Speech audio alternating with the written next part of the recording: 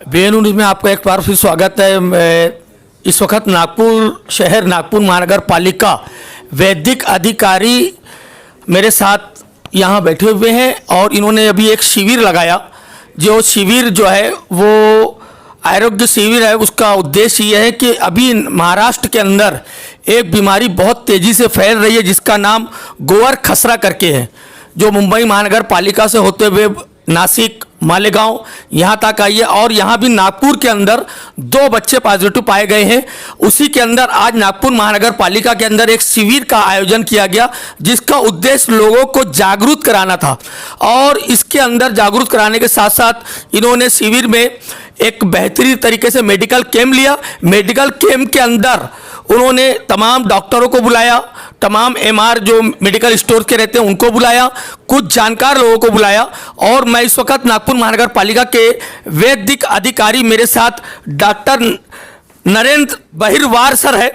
आज का ये आपका शिविर का उद्देश्य क्या था? शिविर का उद्देश्य ये था कि पिछले कुछ दिनों में नागपुर, बम्बई, उसके आजू बाजू के जो सिटीज है, ठाणे, नासिक महानगर पालिका, मालेगांव, इस जगह पे मीजल्स या खसरा उसका काफ़ी उद्रेक हो चुके हैं। इससे मद्देनज़र रखते हुए हमने 8-10 दिन पहले ही नागपुर शहर में जो आशा भगिनी है हमारे, उनके माध्यम से घर घर में जाके डेली 50 हाउसेस पर आशा पर डे, इस तरह से हमने सर्वे का जो शुरू किया है उसमें आशाओं को ट्रेनिंग दिया है ताकि मिजल्स का पेशेंट उसके साइन एंड सिम्टम्स क्या रहते हैं उसके बारे में जानकारी दी है ताकि वो सस्पेक्टेड केसेस फाइंड आउट कर सके। आपको ये कब सूचना मिली कि ये बीमारी महाराष्ट्र में आ गई है? सूचना लगभग 10-15 दिन पहले से ही जो पेपर्स में वगैरह हम पढ़ते थे या न्यूज़, उसके माध्यम से ही चालू हमें ये जानकारी मिली। अभी तक कितने बच्चे इस बीमारी से प्रभावित हो चुके हैं? हमने अभी लगभग 110 लोगों के सैंपल जो नवंबर 22 तक भेजे हैं, उसमें से जुलाई के तक सिर्फ 2 इसके लिए मिजल्स के लिए और 1 रुबेला के लिए पॉजिटिव था। लेकिन जो नवंबर के सैंपल भेजे 18, उसमें से 2 सैंपल और पॉजिटिव आ चुके हैं मिजल्स के। नागपुर में अभी ये बीमारी से कितने बच्चे प्रभावित हुए, आपके पास कुछ आंकड़ा है?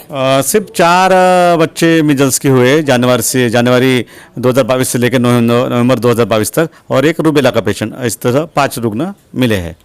ये गोहर खसरा करके जो बीमारी है ये आपको कैसे मालूम पड़ी और कहाँ मालूम पड़ी? ये इसके सब गाइडलाइंस है, शासन के जो निर्देश के अनुसार गाइडलाइंस है, उसके सिम्टम्स रहते हैं। फीवर आता है, 3C के माध्यम से इसको पहचाना जाता है, जैसे कंजंक्टिविटिस आंखों की बीमारी होती है, कोराजा वाला तो रनिंग ऑफ नोज होता है, और कफ, खांसी, ये 3 सिम्टम्स दिखते हैं तो हम सस्पेक्ट करते हैं। उसके बाद सिम्टम्स आने के बाद 3 से 4 दिन के बाद एक रैश आती है। रैश के और ये सब सिम्टम्स और फीवर का कॉम्बिनेशन अगर रहा तो क्लियर कट हम सस्पेक्टेड मिजल्स बोलते हैं। उसका कंफर्मेशन करने के लिए उसका सैंपल लेना पड़ता है, ब्लड सैंपल, और उसका सीरम हम हैदराबाद जांचने के लिए भेजते हैं। वहाँ एलाजा टेस्ट होती है और उनका कंफर्मेशन रिपोर्ट आया, उसके बाद ही अपन मिजल्स उसको हो गया ऐसे कंफर्म करते हैं। आप सर नागपुर महानगर पालिका के HOD हो इस विभाग के, और डॉक्टर नरेंद्र बहिरवार सर जो बहुत बड़ा नाम है, तो आपके पास आगे क्या प्रोग्राम है इसको रोकने के लिए? रोकने के लिए हमने तो सर्विलेंस चालू किया, एक्टिव सर्विलेंस, इवन वैक्सीनेशन। हम जो भी बच्चे जिनका पहला डोज 9 महीने में देता है इसके मिजल्स का, दूसरा डोज कितने साल की 9 महीने का जब होता है बच्चा, और दूसरा डोज 16 से 24 महीने तक देते हैं।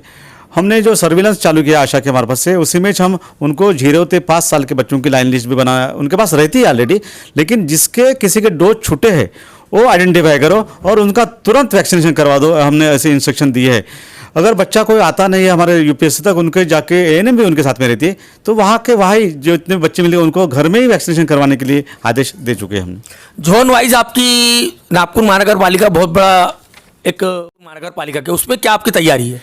तैयारी वही 10 जोन में हमारे सब 10 जोन में 9 से 35 आशा है हमारे पास। सब अपने अपने घरों में 500 घर में पहुंच रहे हैं। डेली सर्वे का रिपोर्ट हमारे आ रहा है। अब लगभग 2.5 से 3 लाख घरों का सर्वे अभी तक मुझे पॉपुलेशन का हो चुका है।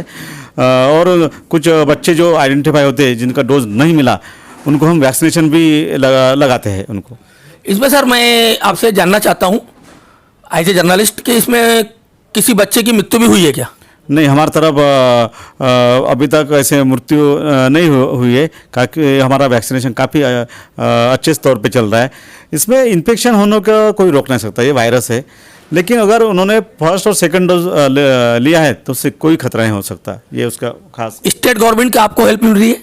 स्टेट गवर्नमेंट हमें काफ़ी अच्छे से मदद करता है, जो जानकारी के बारे में जो लिटरेचर पहुंचाती है, गाइडलाइंस पहुंचाती है, वैक्सीन देती है, सर्विलेंस के सभी माध्यम से हमको उनकी मदद होती है और उनके निर्देश के हिसाब से हम काम करते हैं। ये थे मेरे साथ डॉक्टर नरेंद्र बहिरवारकर। मैं नागपुर महानगर पालिका से BNN न्यूज़ से अनस अंसारी, नागपुर, महाराष्ट्र।